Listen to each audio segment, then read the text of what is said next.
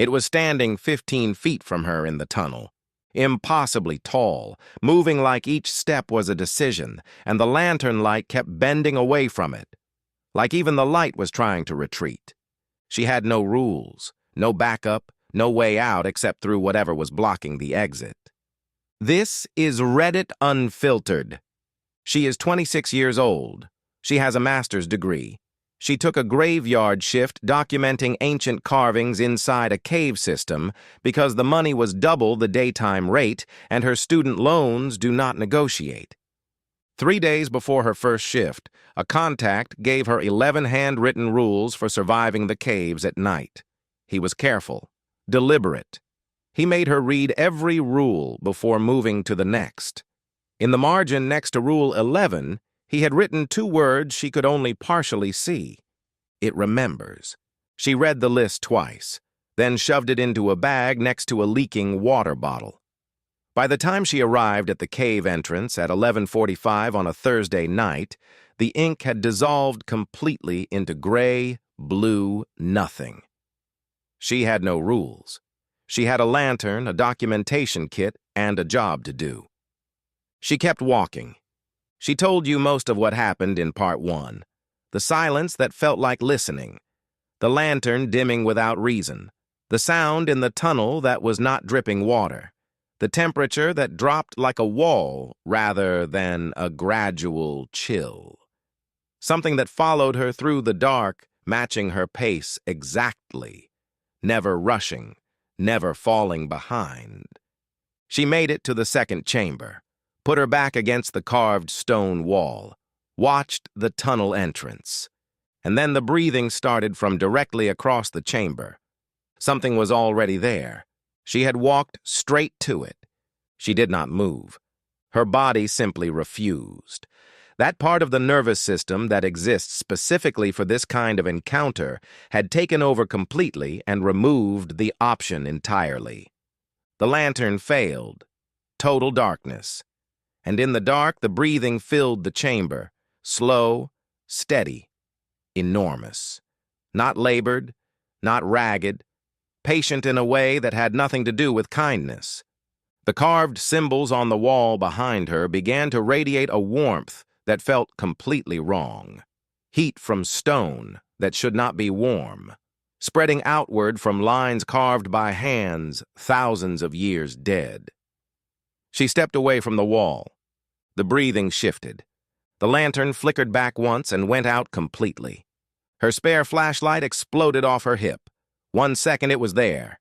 The next it was a sound like a gunshot and heat and glass fragments across the cave floor. She was on her knees with blood on her palm before she understood what had happened. She clicked the lantern 3 times with fingers she could barely feel. It came back, dim. Barely. The chamber was empty. She stood up, wrapped her bleeding hand in her sleeve, told herself it was over, told herself she was walking out right now. And then, something in the exit tunnel moved. The lantern light bent sideways. No flame, no draft. It just bent hard left, like something had disturbed the air in front of it. And on the wall of the tunnel, a second shadow appeared. Taller than hers. Much taller, cast by a light source she did not have, moving toward her from the direction of the exit, and that was before she turned around and saw the shadow was behind her too. Something was in front of her. Something different was behind her. She was between them. She stood in the middle of that tunnel and went very still. She whispered 2 words. She does not fully know why. Oh God. The cold did not return gradually. It detonated, every inch of her at once. The lantern went out, complete black, and then something moved in the dark. Fast this time, not the patient measured pace from before. Something large crossing ground it knew completely. A rushing wall of displaced cold air barreling up the tunnel toward her. And underneath it a sound she describes as a bow dragged across the lowest string of an instrument that had no business existing. She ran. Her shoulder hit the wall. She bounced off hard, kept moving. Her foot caught something on the ground. She went down on one knee. Both palms caught her fall. The lantern cracked against the stone. The rushing behind her stopped. Right behind her. Everything stopped. She was on her hands and knees in absolute darkness, bleeding from her knee, breathing so hard her lungs hurt, and whatever it was directly above her. Still. Deciding. She pressed her forehead to the cave floor, made herself small, made herself nothing, and the breathing above her was not patient anymore. It was pressurized, something enormous settling its weight, deciding whether to stop being still. She did not move. She did not breathe. She turned herself into stone. Eventually, the breathing shifted away from directly above her, just slightly, like something turning its head. Then it moved back down the tunnel, slow again, patient again, the cold pulling away in stages. She stayed on the floor for a long time after the sound was completely gone. Then she pushed herself upright and walked. She smelled it before she encountered it. Old and dark and cold and something underneath that tightened the back of her throat, not like nausea, like grief. She has no rational explanation for that. It came around the curve in the tunnel ahead of her, tall in a way that should not have fit the space, moving like each step was a decision, moving like it wanted her to watch, and the lantern light kept bending away from it, pressing back against itself, like light that wanted to retreat. It stopped, maybe 15 feet away, maybe less. There was something covering its face, something that had been there long enough to become part of the face, and through it, she had the absolute chilling certainty that it was looking directly at her. She does not know why she said what she said next. She genuinely does not know. But in the silence of that tunnel, she spoke out loud in a voice as steady as she could manage. "I know you have been here for a long time. I know you are lost. I know this place is not what it was supposed to be. I know you are not what you were supposed to be." The thing in the tunnel tilted its head. Slow, a degree at a time, like it was hearing something it had not heard before. The shadows across its face shifted in the lantern light, and she saw something underneath them for 2 seconds that she says she will never describe and cannot build a sentence around no matter how many times she has tried since. She looked away.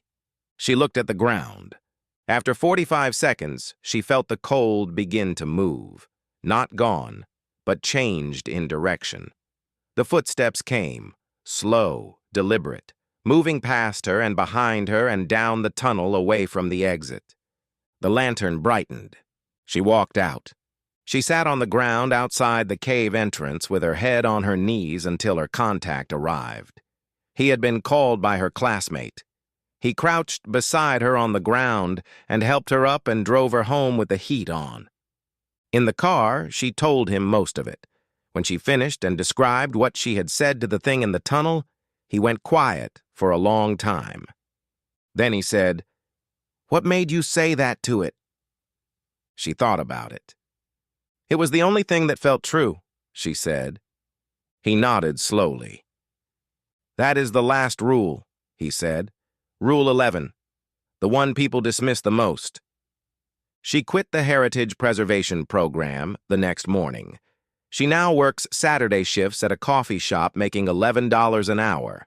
She cried in her car after signing the paperwork. She says she has not slept well since.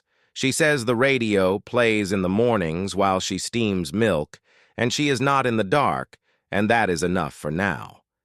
But she ends her account with something she cannot stop thinking about.